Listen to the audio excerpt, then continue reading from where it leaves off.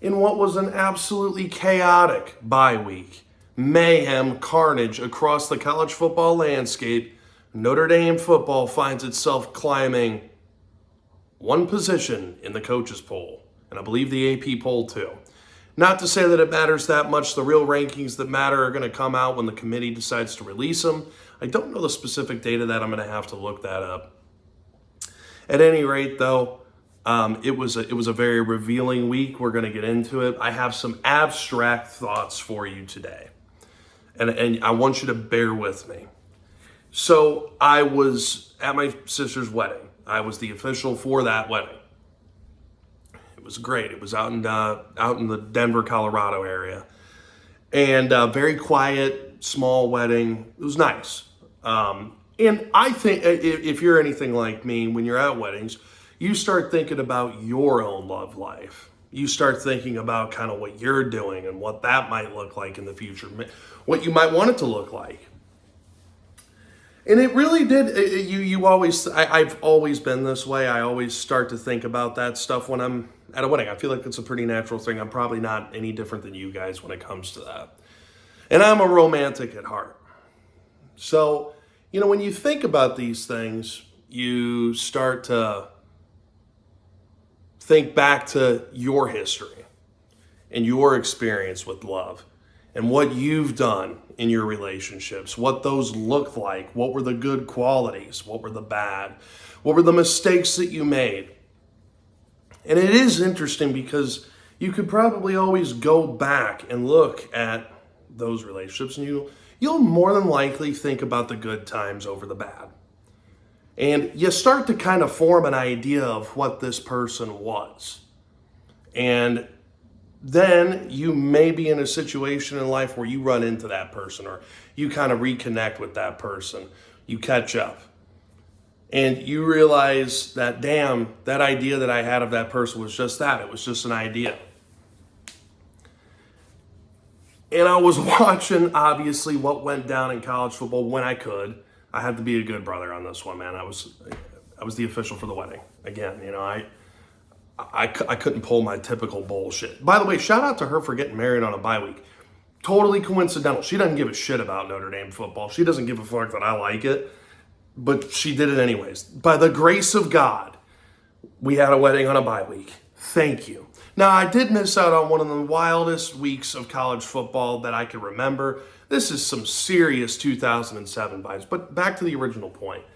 This whole thing, it kind of allowed me to draw a parallel with our football team, Notre Dame. And it allowed me to draw a parallel in probably how everybody feels about their team. Going into this season, we had an idea, and I'll tell you what my idea was of what this team was going to be. I thought that the defense was going to be exactly what it is now. I figured that with the exception of R.J. Oben, Howard Cross, and Riley Mills, kind of playing below what I expected, especially R.J. Oben. I didn't expect Jordan Clark to be as good as he is. Didn't expect the Don Schuler to be who he is. I wasn't thinking that Leonard Moore was going to play a significant role in this year the way that he has. Give or take a couple things, right? The defense is what I had envisioned it to be, a top 10 unit with the potential of being perhaps the best unit in college football, still on the table. I figured that it was going to be complemented by an offense that was, for the first time in a long time, dynamic, explosive. It was going to push the ball down the field. It wasn't going to be LSU of last year, LSU 2019. It wasn't going to be Notre Dame of 2015, but I thought that this offense was going to be something that was going to force teams, every team that they played on the schedule, to keep up. I figured that it was going to be an offense that finally dictated the terms. But the reality is that the vision that I had of this offense and the vision that I had of this team and the idea that I had of this team isn't meeting reality. It's kind of like relationships. It's kind of like rekindling an old flame, right? You get back to the table, you sit across from one another, and you realize it's the same shit. We could morph it all the time in our brains and try and get it to match reality, but it never does. And if it shows flashes of the good times, the bad times come in with it. And that is this team. But this bye week has shown me, and it probably showed you too, that everybody had an idea in their head of what their team was going to be. And it turns out reality is slapping everybody in the face this year. Now, it was predicted that this was going to be a crazy year of college football. By me, by a lot of other folks too, that follow this thing closely. And that is exactly what it's been. It is delivered on that. And I think that, kind of just staying with this relationship concept, if you go on social media, you see other people's relationships and you start to get an idea of what their relationship is. You see their highlight reel. Bama and Georgia, Ryan Williams putting people through the spin cycle. We got their highlight reel. You don't see the behind the scenes mess of what went down that led them to lose to Vanderbilt. An embarrassing loss that isn't quite on the NIU level at all, but it's an embarrassing loss nonetheless, and something that I don't think Bama fans or anybody was prepared to see. Not only did they lose, they got outplayed, and it looked like they got outcoached. Unbelievable. And so we're all kind of in this situation together. And what the bye week revealed yesterday is that everybody is deeply flawed. Everybody's house is kind of a mess at the moment. And I seek comfort in that because, like I told you of what my idea was for this team and how it has not matched that, we can all now have a reckoning of what this team really is.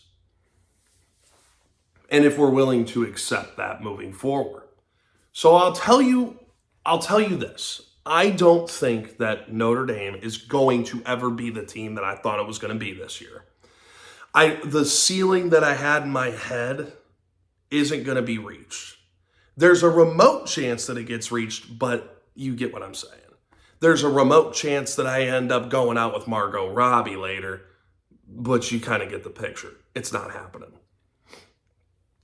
Fair enough. I'm willing to accept both of those things because there's many other women other than Margot Robbie that have different things that they bring to the table. And I'm willing to admit that Notre Dame is never going to probably this year be an offense that hangs up 45 points every game, no matter the opponent. It's not going to happen. But that's okay because Notre Dame still brings certain things to the table that could very well, be unique and be special. I think that this team's ceiling now, moving forward, is an 11-1 team that wins out, that gets through this schedule. And I think that it's going to be a team that, unfortunately, is going to have to grind it out to the playoffs. I think it's a team that has officially the injury bug. That's why this bye week was so significant. It was significant in multiple ways, but that was big. You had to get healthy as you possibly could be. Yeah, I think that, this team is still a team that can kind of meet the expectations that I had from a record standpoint. How we got there, different story. How it looked on film, way different story, on offense at least. But it could still meet those expectations. That is still this team's ceiling. And I think that this team's floor is largely unchanged from what I thought it was going to be. I thought that the floor was 3 losses. That could still very well be the case. And I hope that we don't have to have that conversation. I think that we all love the idea of Marcus Freeman, but the practicality and the reality of it, and we all loved the idea of Marcus Freeman was the day that it was official. When he burst into the locker room, ESPN, every sports outlet is going to play that on loop every time that the Marcus Freeman story gets brought up. The players rallied around him. It was this burst of emotion in which we had collectively as Notre Dame fans, as players, the whole program. It felt as if we finally had permission to get hype, to be excited, to have expectations. But the reality is that this was a first-time head coach. And this is a really, really tough place to learn on the fly. Now, if you have the chops, you have the chops. Kirby Smart, he has the chops, right? Did they take some beatings every now? Did they have some humble pie in the beginning? Yeah, he absolutely did. And Marcus Freeman has too. So Marcus Freeman's not this perfect person, right? This team is far from perfect. They are, again, like every Notre Dame team that I have ever watched and that you have probably ever watched, they are deeply flawed. They've got their issues.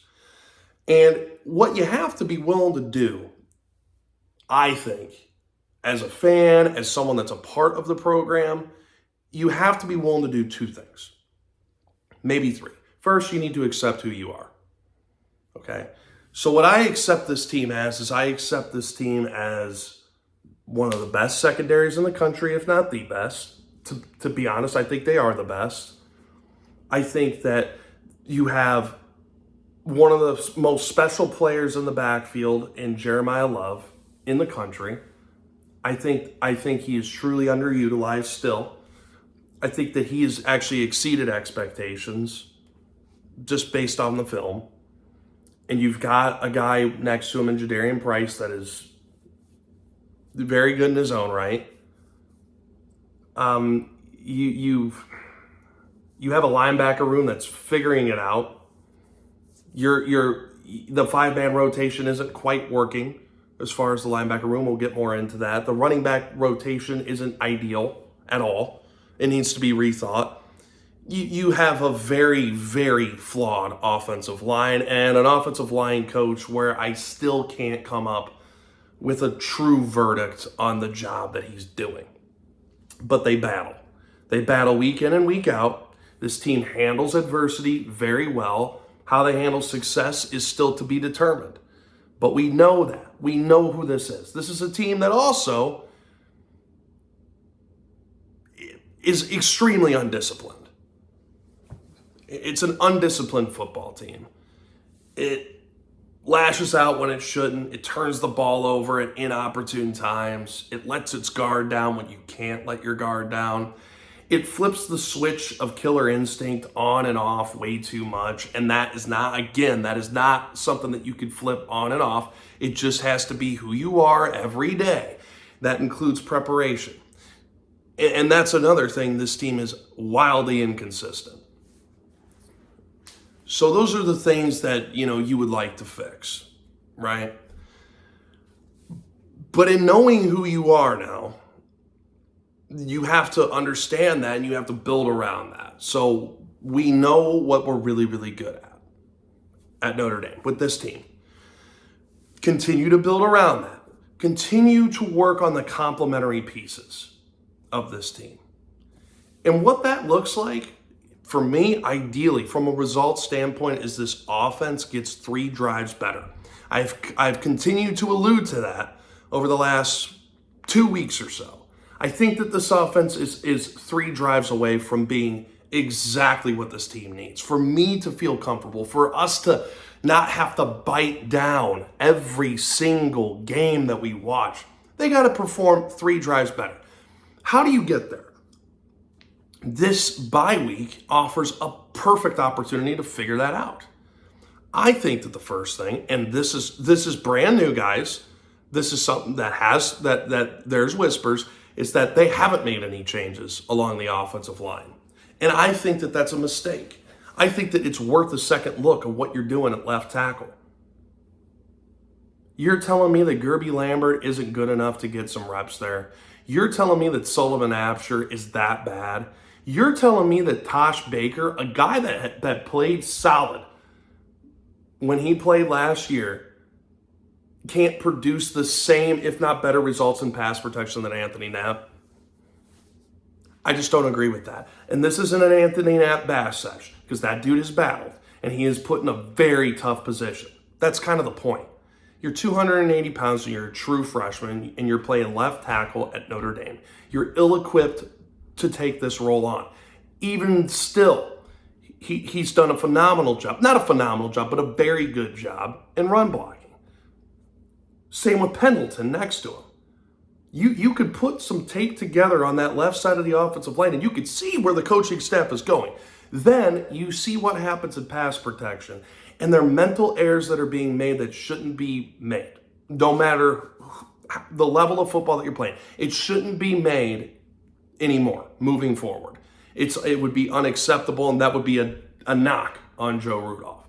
Your quarterback doesn't have the time to throw the football that he needs. He is doing everything that he possibly can to do right by his skill set and by this offense. I truly do not believe that Riley Leonard is a problem for this offense. I believe he's a major asset for this offense. He's 40 yards away per game, basically, to being precisely the quarterback that Notre Dame needs, that this offense needs him to be. But you can't get there when you're constantly looking in the back and feeling pressure and feeling heat, and then you're starting to see ghosts even when they're not there. You don't have the time that's necessary to be able to do the things that are needed to be a modern offense in college football. And I think it is clear as day that the main culprit is the left tackle position when you're dropping back to pass. It's not the only thing. There's not one single thing. And by the way, I wish it was just one thing. It's not. And we're going to get into that on offense as to some of the changes that might need to be made. And that's the first one. Now, hearing what I'm hearing, I don't know if it's a smoke screen or if it's legit, but they figure we could just execute better. Fair enough. But then that gives me pause because we gave Brian Kelly shit about this. You know, when the honeymoon phase was over with him, it was, we just have to play a little better and coach a little better, play a little harder. And that's kind of the vibe that I'm getting, and that's not going to fly. What that'll do is it could potentially be good enough to make the playoffs, but it wouldn't be good enough if you did make the playoffs to win one game in the playoffs, to make a run. You find out sooner rather than later that you fucked up. You ignored the core issues. They love Anthony Knapp. And I love Anthony Knapp too. I'm high on Anthony Knapp. I think that his ceiling and who he's going to be in this program is going to be impressive. He needs a year or two though in the weight and strength and conditioning program at Notre Dame under Lauren Lando to put on some weight, to get a little bit more explosive, to grow into himself. He's 18 years old, for Christ's sake. He wasn't even going to prom at this time last year. I mean, that's just a crazy prospect to have. And that's your left tackle. And I don't think that that's fair to him. It's not fair to Riley Leonard. It's not fair to this offense. So that's the first thing. I think that the second thing that needs to be evaluated is the running back rotation and the way that it's utilized. I think Deland McCullough is outsmarting himself big time on this. I think that anytime that you take Jeremiah Love or Jadarian Price off the field on third down, you give permission to the defense for them to let their guard down, breathe a sigh of relief, because we know what they're going to do. They're going to go max protect because they don't trust their left tackle and they don't trust certain elements of their line. And no one's going to flow out of the backfield. You're going to probably move the pocket in an effort to combat what's coming. The loaded box is there. And Riley Leonard's going to run scared, or he'll use his athleticism to get a first down, or he'll throw it nowhere, or throw it out. And that's why they've been so bad on third downs. That's one of the reasons. And we got to stop with that. Jeremiah Love's one of the most dynamic players in the country, and he ain't used on third downs, and I don't get it. And I didn't get it last year when Audric Estime was taken off the field at certain times. You all know what I'm talking about, Ohio State. This is the same mistake that Deland McCullough has made. And this Deland McCullough is an amazing coach, but guess what? He makes mistakes. He's got his flaws. This is one of them. And if you're gonna do what you're doing on third down, well, on third and short, why aren't we using Kedron Young? He's 230 pounds. He's quicker to the hole than Audric Estime was. We saw him carry the entire Purdue defense, first string defense that I know is bad, but you saw him carry him all across the freaking line of scrimmage and to get a first down. You're telling me that there's not a place on the field for him? There's not a situation that you can't use that type of a talent? Is it because he can't pass protect? Well, guess what? He ain't going to have to. It's 3rd and 2. Hand him the fucking rock and let him go. That's all I'm saying. And Aeneas Williams is a good player in his own right. I can't wait to see what he forms into. Guess what, guys? I'm just watching Kyren Williams for the Rams. He's about to break Eric Dickerson's record for first 17 games in touchdowns scored. And what was he freshman year? He wasn't a factor. He got pulled out. He got pulled out because he dropped, and it was wrong. He got pulled out because he dropped the pass against Louisville. We never saw him again.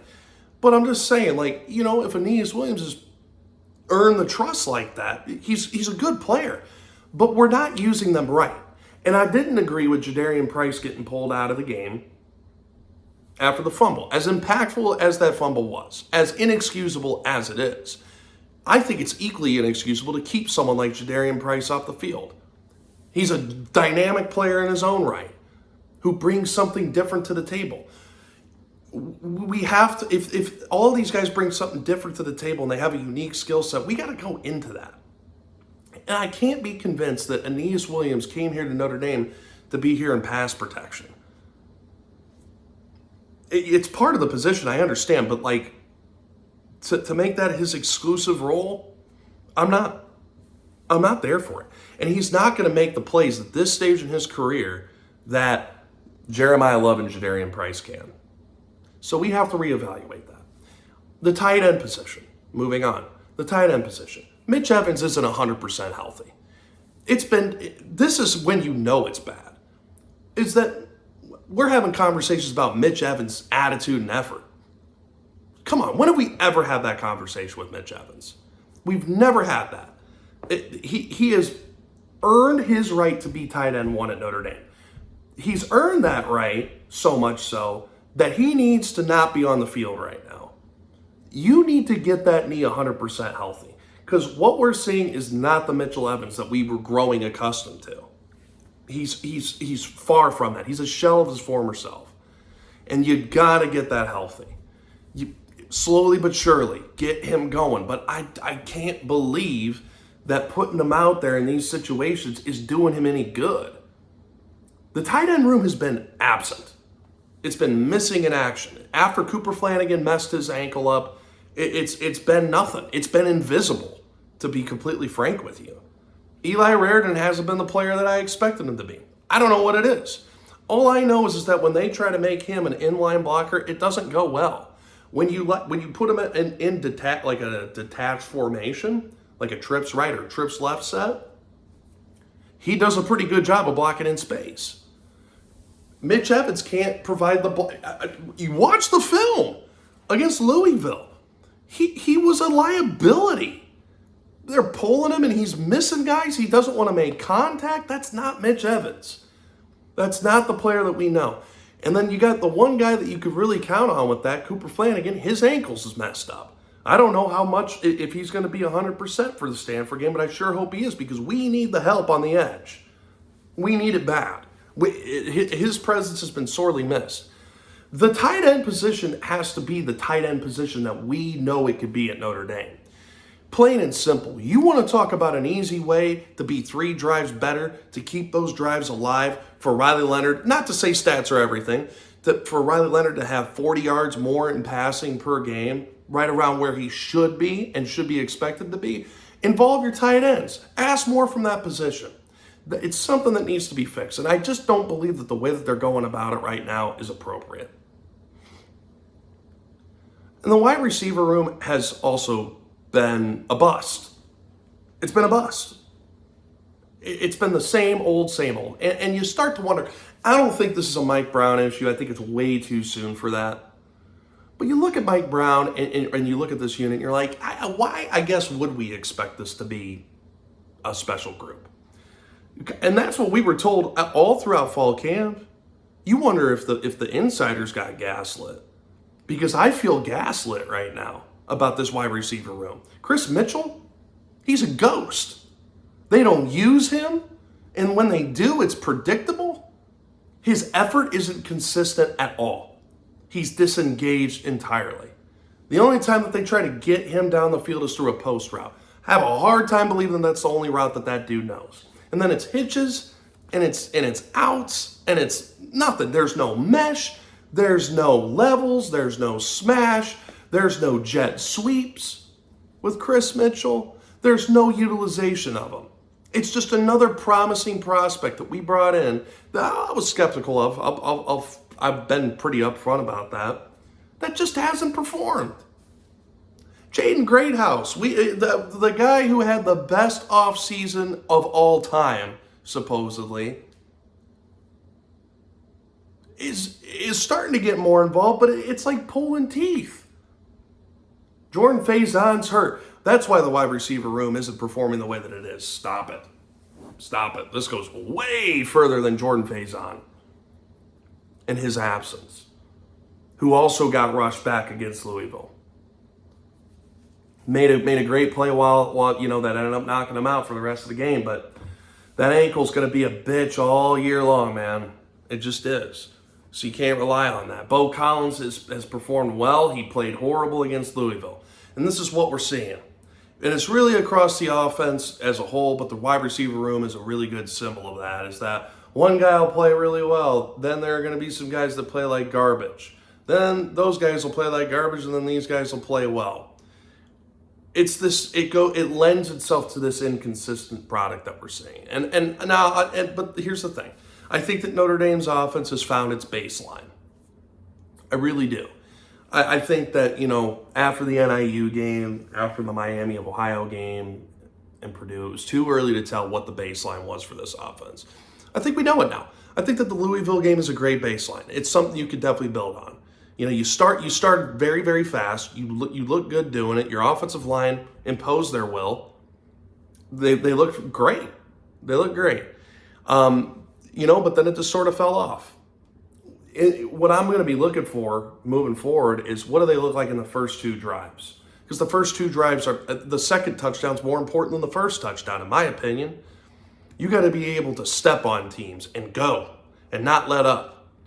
What we're seeing is kind of a sputter. You'll have the first drive that looks good, and then you start running out of answers. I'm trying to think if there's anything else. I think that Mike Denbrock is able to. This was something that was proven wrong. I thought that Marcus Freeman had a lot more influence than what he has. I think Mike Denbrock doesn't have faith in this offensive line, though. And it's impacting it's mainly the left tackle position. And it's impacting everything. Riley Leonard is completely banged up right now. And let's talk about the quarterback position right now. This is how we'll kind of seal it. And we'll touch on the defense just a little bit, because I like talking. I like talking about this shit. But, you're seeing Riley Leonard, he's completely beat up. And Mike Denbrock's trying to protect him. I think that there are two things, and I don't think these are bold takes, but there are two things that impacted that game plan against Louisville for Mike Denbrock. One was the fumble with Jadarian Price. It completely changed the way that he operated. He got scared. He was I cannot put the ball at risk again. If we win the turnover battle, we win the game. Grant that. Fair enough. That was the type of game that was. If you win the turnover battle, you're going to win this game. That turned out to be true. And I felt like that was the vibe that I was getting. Fair enough. Way too conservative, though. And then I think that the other thing that impacted the game plan was when Riley Leonard got landed on and got the wind knocked out of him. I don't think that was wind knocked out of him. I think that was something more serious. And I think that we are treading some in deep water, deep, dark waters right now with that quarterback position and how we're handling that. I think if we could give him better protection, Riley Leonard could end up being exactly who we thought we were getting. It's close. It's getting closer. And that is plenty fine for this team. It's plenty fine. But the quarterback 2 position needs to be reevaluated. And I don't think that it has been. And that, again, goes into got to coach a little better, play a little harder. No, please no. Here's the deal. You ask anybody in that building, and no one believes that Steve Angeli is the future of that team. It's not the future of the program at all. They know that the future is either Kenny Minchey or CJ Carr, or both, in a perfect world. You got a guy in Kenny Minchey who has the best arm talent out of anybody on the roster. He is supposedly the fastest quarterback on the team. The things that he could bring to this offense are phenomenal. Now, I'm not advocating for him to start. I'm pro Riley Leonard starting. I still believe that he gives this offense the best chance to be successful and reach its ceiling. Said that many, many a times. But I am not convinced that Riley Leonard is going to be healthy throughout the season. I don't think he's going to make it through the season. I think that and I hope that I'm wrong, but I think that he's going to go down. And I don't know if it's going to be 2 weeks. I don't know if it's going to be 1 quarter, but I think that it's going to be extended. I think it's going to be more than two weeks. And if you think that our offensive line looks bad now, just wait until you have Steve Angeli back there. We're going to be back in 2021 levels of frustration with offensive line play. That's how sackable he is. He's an okay athlete. He's got okay arm talent. He's a phenomenal kid from everything that you hear. I'm sure his teammates love him, but he ain't Kenny Minchey. And if you truly believe that Kenny Minchey and CJ Carr are the future, it's time to invest in them. This is the perfect time. The bye week was the opportunity to do so. And if you didn't do it, I'm going to be furious. And I don't think that they did. And that's very disheartening to me. This was an opportunity to build towards the future. You need an insurance policy in place if Riley Leonard goes down. The dude had an injury history to begin with, and he's banged up already. It's just by virtue of how he plays and what he's asked to do. You know, just look at the numbers on how many design runs we're doing. I mean, of course he's banged up. Of course he is. He's not built like a running back. He doesn't have a thick ass and thick thighs and hamstrings and calves. He's built like a quarterback. And yet we're asking him to have running back-like value. He's leading the team in rushing, I'm pretty sure. And if not, it's really close. We got to be careful with that. And if we're not going to change what we're doing with that, we need to be ready. And I am not going to stand here, and it would be disingenuous if I came to you and I said, Steve Angeli is the answer long-term, and we're going to be just fine. For 2 weeks, Steve Angeli is the guy, and we're going to be okay. Say we're going up against the military academies with Steve Angeli. No. Your offense has to perform in that game. Like, you got to be able to freaking strike and strike quick, or else you're going to be relegated to 5 or 6 possessions in that game. Do you have faith in this offense to score with Steve Angeli in 6 possessions? I sure don't. You got to stop being bullheaded about this. You got to switch gears. You have to look at Kenny. And don't think CJ's ready yet. It's not time for that yet. But Kenny, it is time. He's been on campus for 2 years now. He's done everything that you've asked him to. He throws the best ball on the team. He's not the best athlete, but he's dynamic enough to be able to deal with the pressure. He's got arm talent where you'll be able to handle that. Your defense is good enough to where you could put them in some bad spots and they'll be okay. I just want to shake them and just say, dude, like, we got to stop with this. This obsession with protecting the football. It's important. But you turn the ball over against Louisville in some really, really bad spots. And guess what? For some time, you were dominating that game. You were in complete control. You get it. This team is capable of that because at its core, the idea of this team, no, it's not matching with reality. But at the core of that idea is that this team is really good. And they have shown flashes of that. They have shown the ability to be able to, all right, shit, fumbled inside the 20. All right, they scored immediately. They marched down the field and score against Louisville. Good offensive drive. Riley Leonard looks like there's a true command of the offense for the first time all year. Awesome. And then Tyler Shock takes it from his own 5 or whatever, own 6-yard line. He runs down the field, and it's a massive play, and your defense looks like it has no answers, and Leonard Moore comes in and pops the ball out. Fumble, ball on the ground. Momentum completely shifted. That's what this team is capable of. We have to stop being so overprotective of it. You can make mistakes. Lou Holtz teams made mistakes in very critical moments. Guess what? The team rose to the occasion. They rose to the moment. Just as an example, right? So those are the things that I'm looking for. Not to get off on a tangent, but like the whole quarterback 2 situation, it just speaks to how cautious this staff can be. It's time. It's time to have that ready and waiting. You got to get them more reps. You're not doing a service to certain players on this team that deserve it because the results will be better for it. I believe that.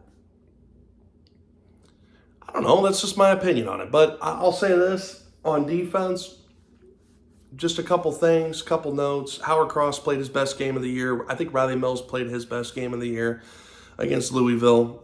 Just looking back on it, some really good reps there. Leonard Moore's the real deal. The depth was tested in a way that I hope it doesn't get tested again, but Rod Hurd was admirable. You don't want that to last for an entire game, especially against an offense like Louisville, but the dude played his best game in a Notre Dame uniform at safety and at defensive back. Jordan Clark was asked to do a lot, and he has absolutely risen to that. He is an upgrade from Thomas Harper, which I can't even believe I'm saying. I mean, he's been awesome this year. The linebacker room, just something that I would change is I think we've got our 3 guys now. Not to say that you don't want to use the other 2 in certain moments, but I'll tell you who the 3 are. It's Jaden Osbury, it's Drake Bowen, and it's KVA. Because all 3 of those guys played a great game together. For the first time, it completely clicked for all 3 of them. What happens there? They make mistakes. There's missed run fits. KVA had a missed run fit. There are missed assignments that happen as well. But what happens? They make plays. They bring juice. Their ability in North and South, especially Drake Bowen and KVA, is phenomenal. Jack Kaiser's a good player. Of course you want him on the field. He's been with the program for 6 years. There's value in that. And he's never been bad in any of those 6 years. But that game kind of revealed like the direction that this linebacker room's going. I have faith in the defensive coaching staff so much so, and they've earned that cachet. It's been together for 3 years now, albeit there are certain parts that haven't been there for 3 years, but still, you know, the core piece of this is Al Golden and his philosophy. And so I have the faith that they're going to continue to evolve in that direction in the linebacker room. And Jaden Osbury, there are going to be consequences for the actions that he had in postgame. For him to walk out of the alma mater is something I don't think that I've ever heard of before. I don't think that that's ever happened in my time as a Notre Dame fan. For you to make it about yourself. And I know that you're disappointed in the way that, I'm sure he's disappointed in the way that he's playing. I'm sure that he's disappointed in the lack of snaps that he has because his ability is still there. He still pops out on the film. And I have a soft spot for Jalen Sneed. I love Jalen Sneed. Like, he's one of my favorite players. He was my dark horse. I think it's like, episode 3. I'm sleeping on these players. I shouldn't. Jalen Sneed is on the cover of that video. It's because I believe in Jalen Sneed. I believe in what he's able to provide. But you can't do that while having the lowest pass rush havoc percentage on the team. The numbers they're there, dude. They're there. You know, you can't put him at Viper because he's way too light and he can't hang in on that. It's not going to happen. So what do you do with a player like that? Well, the reality is that there is no place for him unless someone goes down. It just is what it is.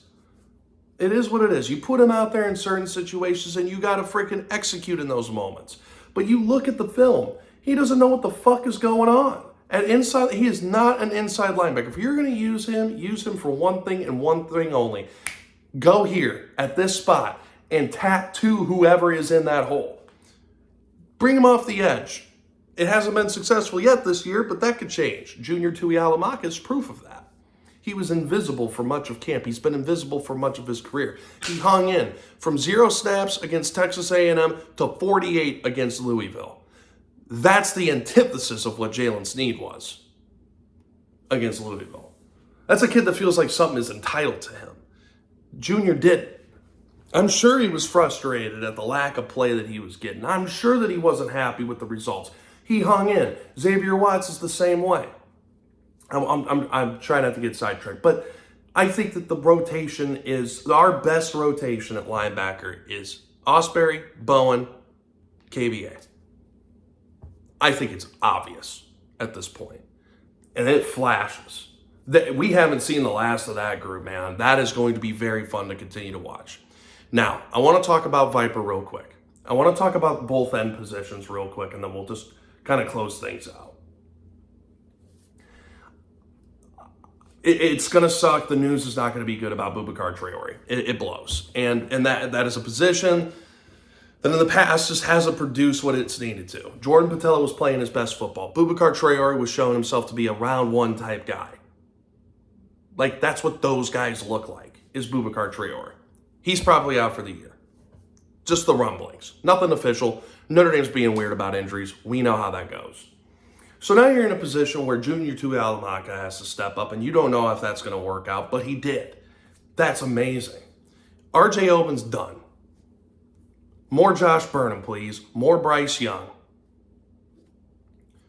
Hell, I'll even take more Logan Thomas over RJ Oben at this point. Did he play better against Louisville? Sure. But you know what my thoughts are? I think that they picked on him. That's what amazing offensive coordinators do, is they look for the soft spot in your defense. And they saw that on film, that it was RJ Oben. They're going to pick at you, and they're going to make sure that they attack that. And they did. Initially, they did. But I think Bryce Young, we haven't seen even close to what he's capable of. As raw as he is, what he is able to provide this defense as he continues to kind of ratchet that thing to where the light comes on. I think we're going to see the light come on this year. And that's when we're going to know we have a very special player in Bryce Young. Logan Thomas probably not ready for that. But Josh Burnham couldn't come back soon enough. He wasn't ready to play against Louisville. They put him in for like 4 snaps, and he didn't look even close to okay. His ankle's completely obliterated, and the hope for the bye week is enough to get him back full force. Those are the things that need to happen, because RJ Oben's not the answer. And this is a top 10 defense right now, but they're not playing even close to their potential. Benjamin Morrison is rusty. He's been knocking the rust off all year. He's still he's a great player. He's phenomenal, but he isn't what we've grown accustomed to. Christian Gray's playing the best football in that secondary, maybe outside of Xavier Watts. Benjamin Morrison, it was very clear that he was battling some type of another injury. It might be soft tissue. So we've got 2 injuries right now that we're kind of working on. We're shaking off the rust on the other hand. I need him to get back to who Benjamin Morrison is. I have full faith that he will. Those are the things that need to get changed in order for this defense to go from a top 10 unit that is one of my favorite defenses that I've ever watched as a Notre Dame fan. That's the difference between that and then being a generational defense. And I still believe that this defense can be that. Those are the changes that I would probably make. Those are the evaluations that I'd make. So what are we left with then? In conclusion, you get an offense that is 3 drives better, and in those 3 drives, if those changes get made, if those things are evaluated properly, if the formations and the personnel gets evaluated and the self-scouting is what it should be, you get at least 9 points more at a minimum for Notre Dame. And 9 points with this team is, and with the defense that Notre Dame has, is lethal. It's a death sentence for you as a team. And we're just talking at a minimum 9 points. If we can get that, and you get your defense to just play a little better, that defense could be generational. Then you were talking about a team that starts to match the idea that I had of this team, that we probably all had of this team going into this season. Then we're having some real conversations, because guess what? Everybody sucks. It's just how it is. Every team across the country this year, I think that this is a product. This has been a product of NIL, of the transfer portal, is that right now you're getting an illusion of parity. I think it is parity. I think it's true parity that we're getting right now in college football, but the jury's still out. Like, are we going to be left with the same 3 teams that we always get, or 3-4 teams that we always get? Or is this truly kind of more of a level playing field, to the point where Every program now doesn't have the same team year in and year out. It's always changing. It's always evolving. No matter what the logo is, no matter the jersey color, no matter the history that's behind that program, no matter the coach, it seems like it is a little bit too difficult to overcome that. The lack of chemistry with a lot of these teams is evident. Notre Dame's not the only one that's struggling with it. It brought me relief. I seek comfort in that. I hate to do that, but it's true.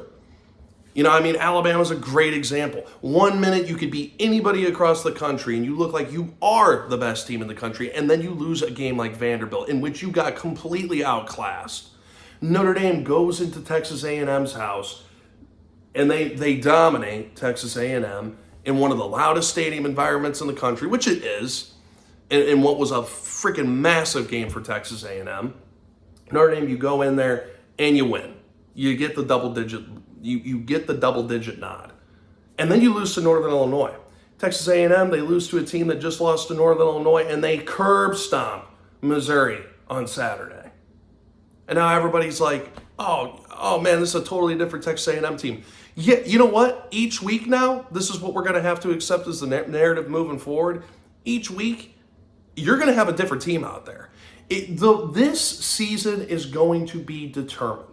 And I firmly believe this. This is going to be determined by the team that has the most consistent product.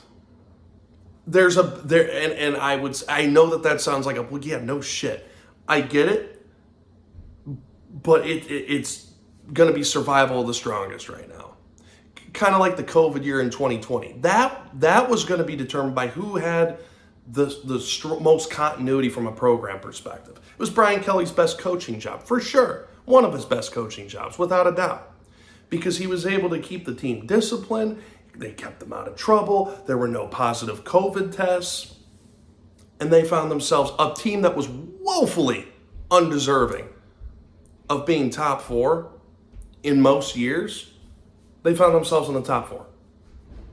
And they could have done better than what they did in that playoff game against Alabama. But they still would have lost, but they could have done better if there were certain things they did differently. Again, that's a Brian Kelly issue. But the point, that was kind of what that year was predicated on. This year, it's kind of similar to that. I feel like it's going to be a team that has the strongest, this feeling of continuity and who's going to be the most disciplined moving forward.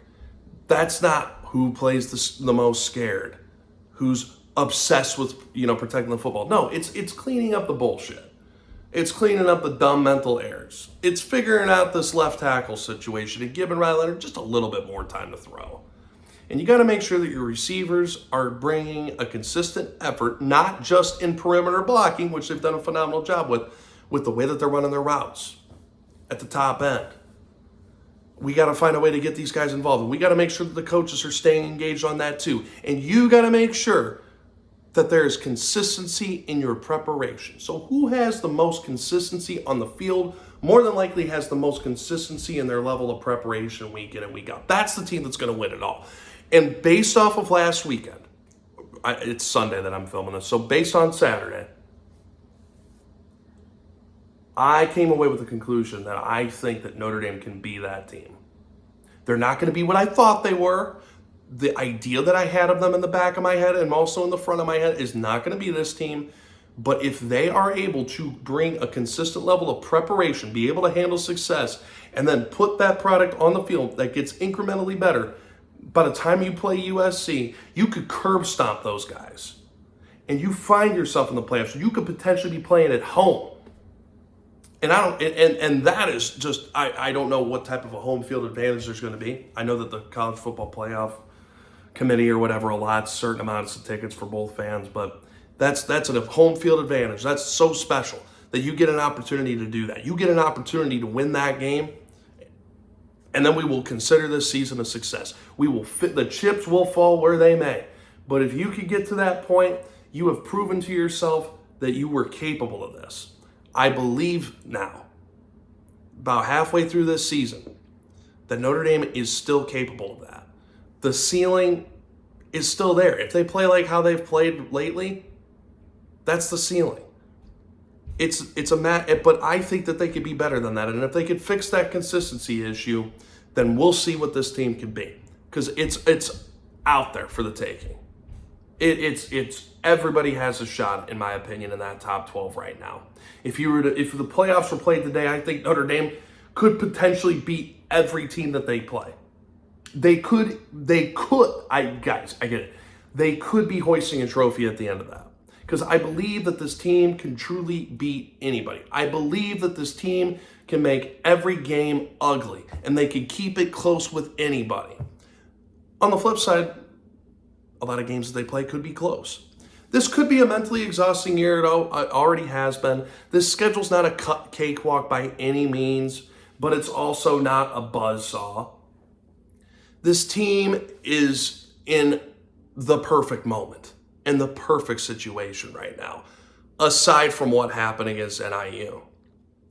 It's just a matter of if they are competent enough and ballsy enough to look at some necessary changes along the way. I hope this made sense. You know, I know I came at you from a lot of different angles, but the bye week allows you the time to do that. I think I speak for everybody when I say it was nice not to have to worry about what we were going to see on Saturday. We could just kind of lay back and watch fire burn throughout the college football landscape.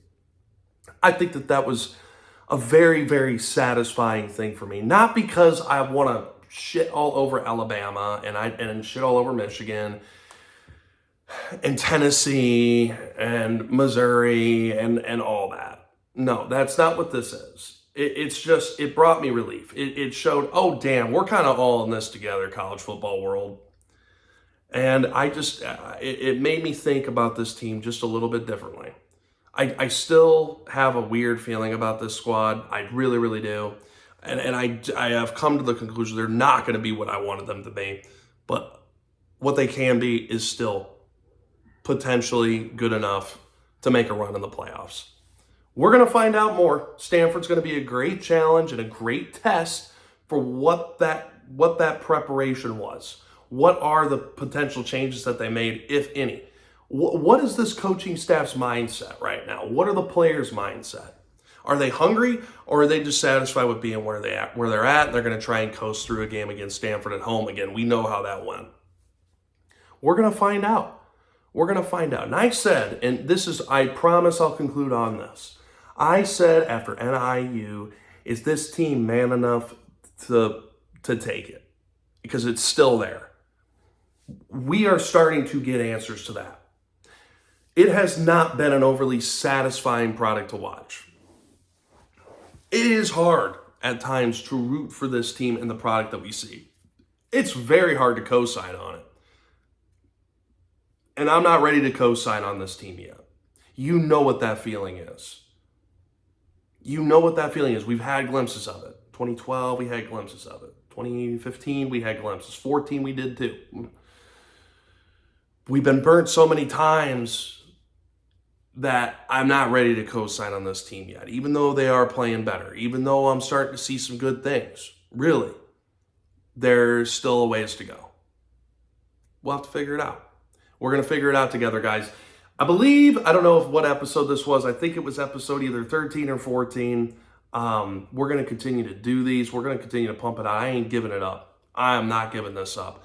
I promise you, we're going to get this. We're going to get this channel to grow. It's going to grow with the Notre Dame brand. I can't wait to do it. I am going to continue to try to do things to make the setup better. I have to get a freaking office set up for my day job too. It's got to be more conducive for these podcasts. I want to get a microphone that's legitimate. I want to do live shows if we could get a little bit more viewership up. But I definitely want you to check out the First and Gold podcast that me and Peter Mulroy are doing. I love working with that dude. It's so much fun. I want to grow and blow that channel out of the water. I cannot wait to see where it goes.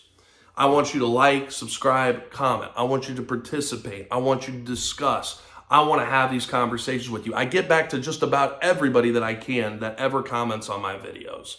We're going to grow this thing together. You're going to want to hop on this bandwagon, baby, because this thing is a rocket ship. Soon, it is going to launch. I promise you it will. This is going to, my goal with this and First and Gold is I want this to be the premier platform for Notre Dame football. Straight up. I want it to be premier. In 4 years, my goal is to not have a day job, and this is my day job that I do, along with some other things on the side, right? That is my goal. I know we're a long ways away. I know that it isn't a finished product right now. I know that this is probably a 3-9 channel at the moment. That's okay. We're going to get it down. By year 4, this is going to be a channel that completely blows up. I want to be able to do this exclusively to bring you the best, most relevant content that I possibly can. I want to dig in so deep on this stuff. I want to get better at everything, from the editing to the sound to the lighting, which I know is subpar right now. I want all that stuff to be there, but above all else, I want to give you the most real, authentic, raw, uncut content that I possibly can. I want to continue to get more connected with folks at the Notre Dame program. I want to lead with integrity. I want to lead with giving you the most honest analysis that I possibly can, that's well thought out, that's not knee-jerk reaction all the time. You're going to get to know me, and you're going to get to know my emotions, and you're going to get to know how much this shit really matters to me. That is my goal over the next 4 years. I cannot do it without your help. And all I don't ask for any money. I don't want a freaking dime. Not now. That's not the time. I've got a day job right now, and it's plenty fine. I want engagement. I want y'all to participate in this. This is going to be a family. The Shamrock Energy Channel is going to be a family. And as time goes on, I may even rebrand it to another name. I've got one that's rattling in the back of my head. We'll figure it out. But I love doing this. It's always a fun break in my day to be able to do that. I love the fact that this bye week gave me an opportunity and gave us all an opportunity to just breathe for a minute, see that other teams are kind of dealing with the same shit we are right now. The Deuce Knight Saga's over. So that's great, guys. I love it. We'll talk to you soon. With love, with honor, with integrity. Always yours, Shamrock Energy.